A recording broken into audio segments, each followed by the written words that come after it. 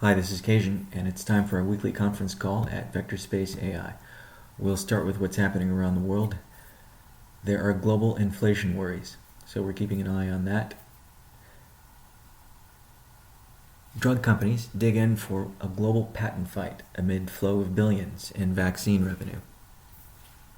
That's a quote from the Washington Post. And it continues, Biden's support of intellectual property waivers will face intense industry opposition in negotiations before the World Trade Organization.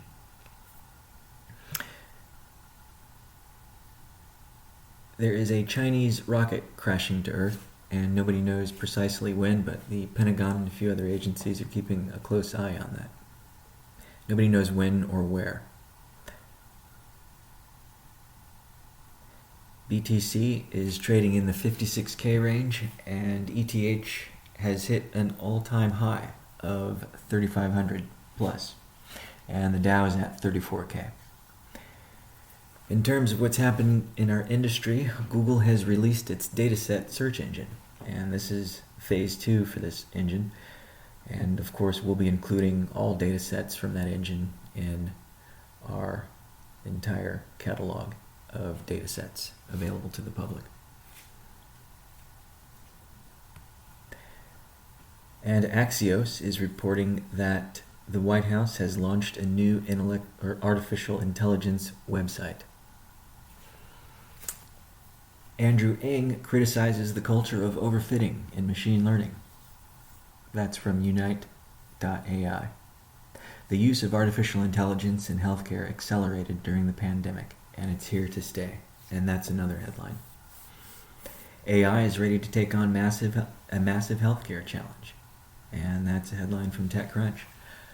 And on another note, in our industry related to crypto, Goldman is offering new Bitcoin derivatives to Wall Street investors.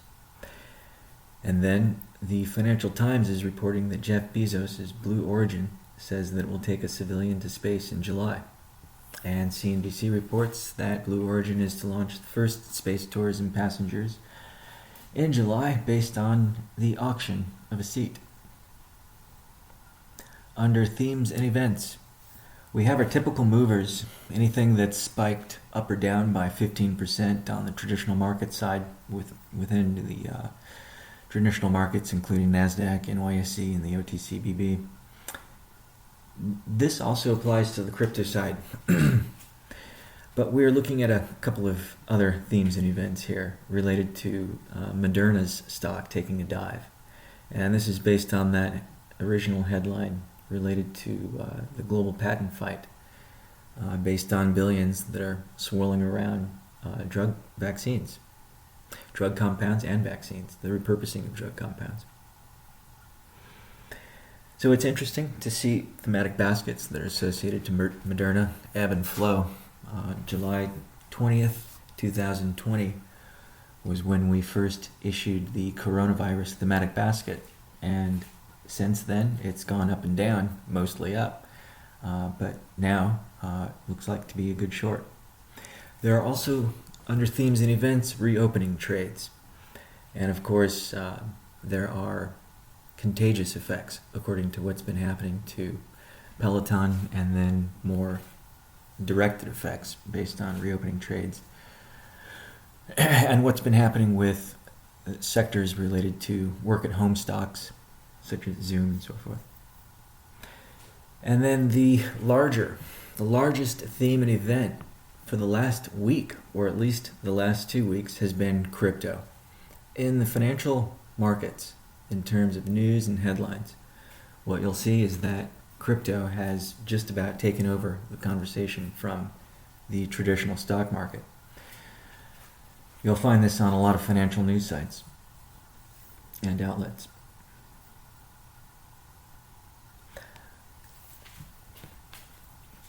Under the corp side at VectorspaceAI, we have got HR activities happening. We've got a few new hires. We've got a new admin starting on Tuesday, and we have an operations person starting in a week or two. And we also have the admin and the ops person familiar with HR activities, which is what we need. We'll be ramping up with HR activities, including new additional hires, and of course corporate infrastructure for the company. And we also are hiring a corporate strategist who is going to be focusing on revenue, who will be fulfilling a role similar to the chief revenue officer, who may become our chief revenue officer. Having a chief revenue officer is a priority at this point, at this stage in the company's development. Under engineering, product, QA, and ops, under the financial category of engineering, we've got the Stocks by Cryptos dataset that we are working on for the CloudQuant Kraken arrangement. We've also got ensembles of language models and ensembles of distance calculations that we're working on the engineering side. And under the category of space biosciences, we're working on data sources and ontologies.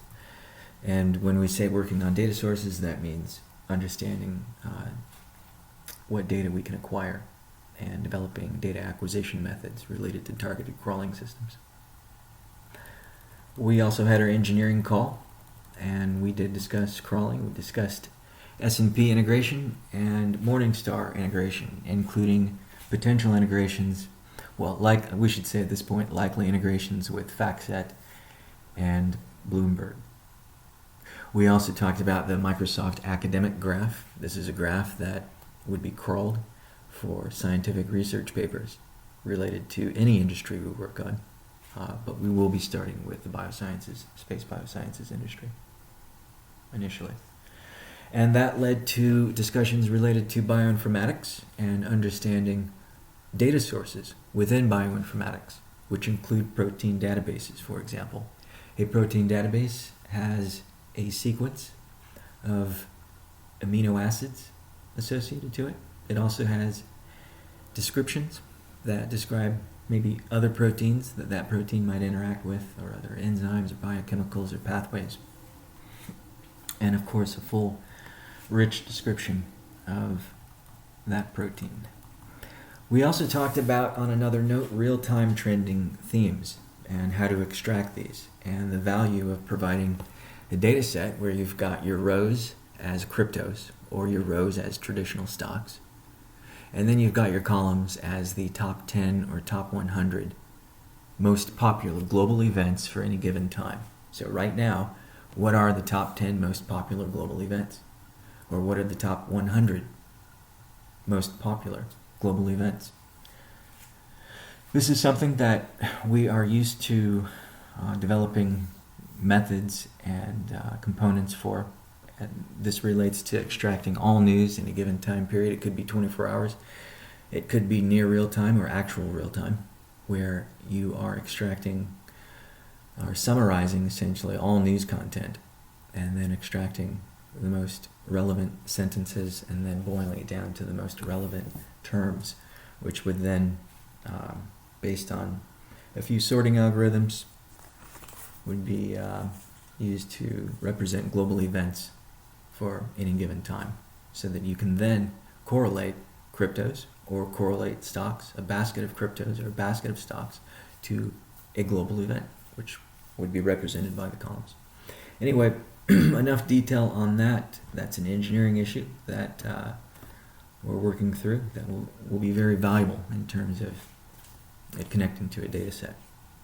We also talked about pre-trained models, and this is more of a natural language understanding nuance, where you don't want to be using pre-trained models. You don't know who's pre-trained those models, or if they're trained themselves to even understand how to train a pre-trained model, in terms of understanding what stop words lists and how to pre-process their data to make sure that it's clean and organized in a way that will not detract from precision or accuracy. And then, of course, the value of pre-training encyclopedias we talked about. And we also talked about graph networks and recognizing that one of the reasons we do what we do and create language models around bodies of literature is because that's where most of the world's intelligence is built in. And the way to extract intelligence from bodies of literature or human language is to develop correlation matrix data sets. That's one big way of doing it. There are other ways of doing it. And then to develop graph networks or relationship networks based on those data sets. Relationship networks that are context controlled will tell you how two things relate. And that's how you make discoveries, as we've talked about before. When you have a graph network or a relationship network, you can model a protein interaction network or a cell-to-cell signaling network or biochemical pathways or anything else.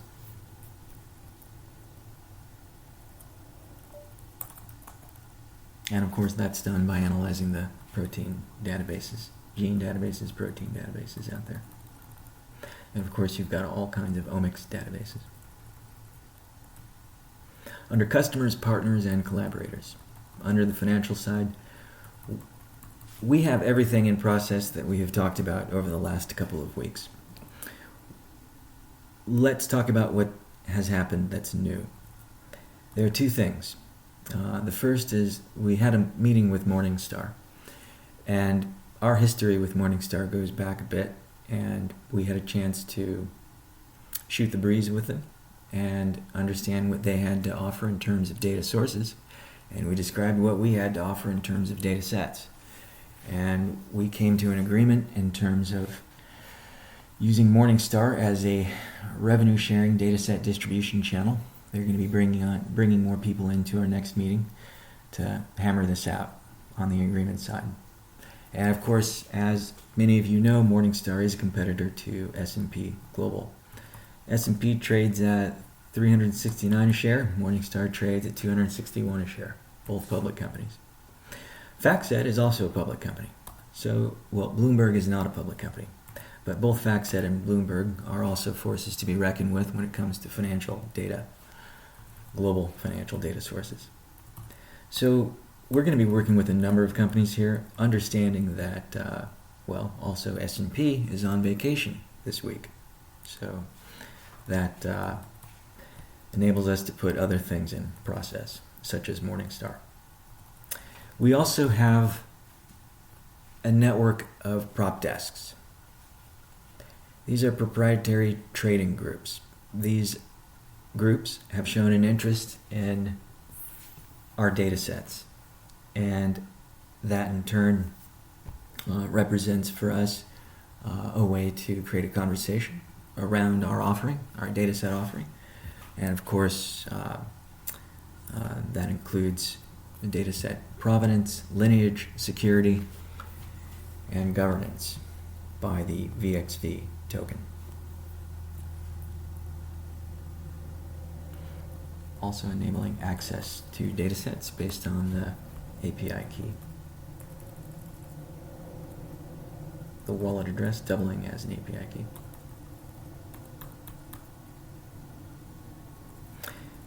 And some of this also connects to the new hire that we have, which this new hire is coming from a current partner that we've been talking with.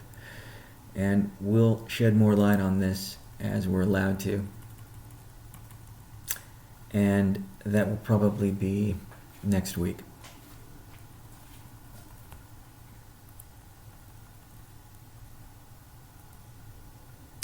And as a reminder, if something is not mentioned in the call, like a partner, it does not mean that partner no longer exists or it's no longer in process, that partnership.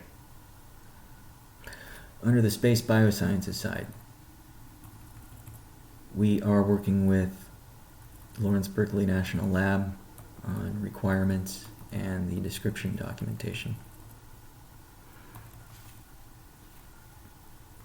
And then, of course, there's an interesting connection to radiation, the cyclotron, the bevitron, and CERN. And we'll talk more about that next week.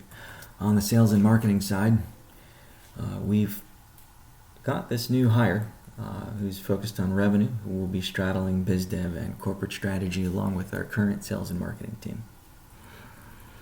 On the exchanges side, everything is in process there.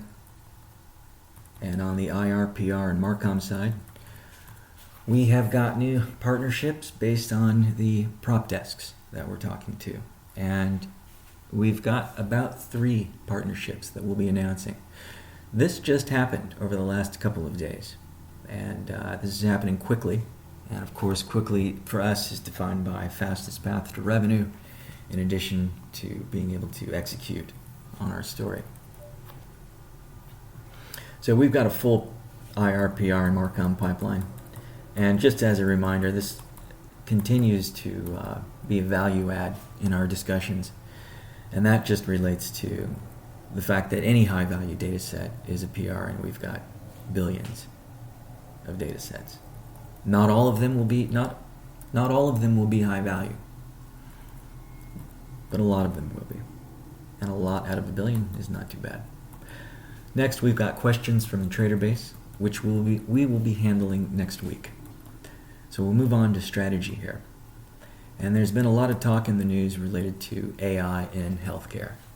And it's important for us to kind of explain to help the public understand the breadth of AI applied to life sciences.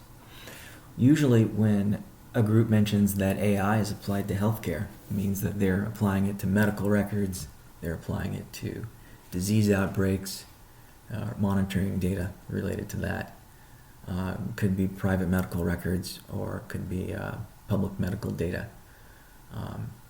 And of course, there are lots of landmines and database issues, disparate database issues you're dealing with when it comes to AI applied in that way to healthcare.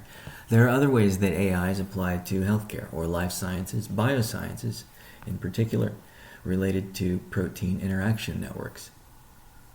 AI applied to healthcare also relates to understanding how drug compounds affect biochemical pathways associated to DNA repair, for example, or how precision medicine involving whole personalized genome analysis might impact what you eat or diet you engineer, the micronutrients you take in, impacting the expression of your genes. So AI applied to healthcare is a very broad term, and we focus not on medical records so much as protein interaction networks, omics analysis, and of course understanding relationships between drugs, genes, diseases, proteins, and pathways, and all the omics.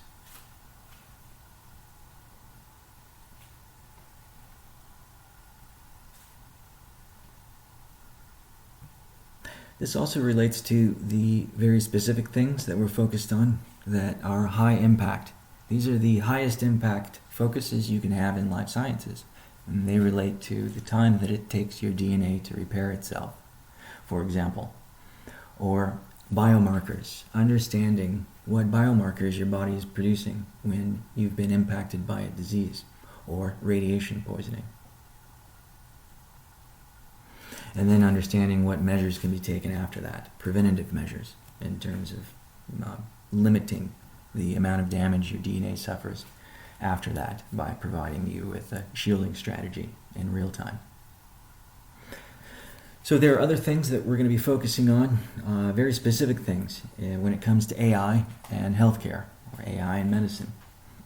And that's what you'll note in terms of the difference in our approach, or I should say in the difference in the camps that exist when it comes to applying machine learning and AI, and of course with the tip of the spear being natural language understanding to healthcare, medicine, or life sciences. Some of the key targets that we've been researching related to particle damage that are correlated to the type of particle and the track that the particle produces as it enters your body and travels through cells into your nucleus and damaging DNA. These targets include, the particle damage I should say, includes damage to DNA bases and genes, carbohydrates, proteins, lipids, mitochondria, blood cells, membrane receptors, cell adhesion molecules, the extracellular matrix, immune cells, stem cells, and the endothelium and exosomes. Exosomes we have added. This list comes from Eleanor Blakely's talk. And then key effects of particle damage correlated to the type of particle and track. Remember, we just went over key targets of particle damage. Here we have key effects of particle damage correlated to the type of particle and track.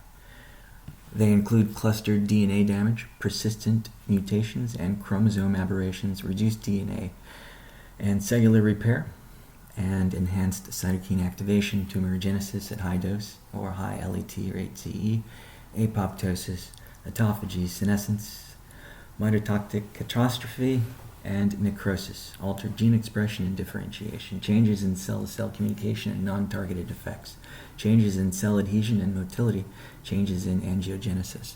The reason we're listing these is because each of these represents two important things. First, each one can represent a biomarker.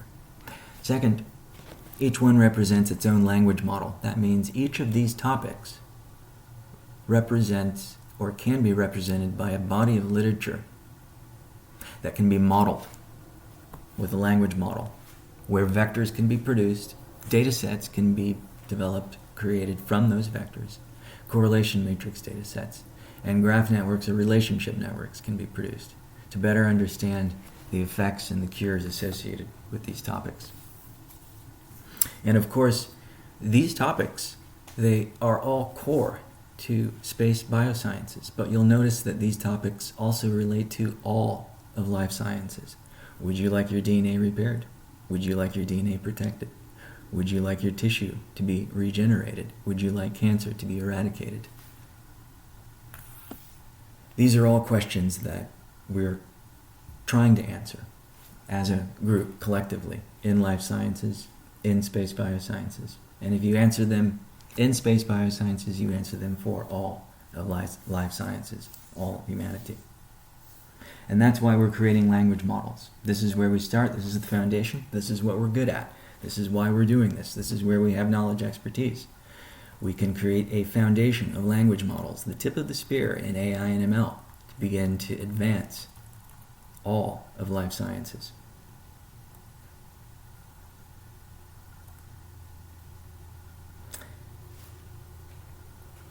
If you'd like to do any further research, you can look up biomedical text mining. You can also look up the Microsoft Academic Graph. That's something we'll be heavily working with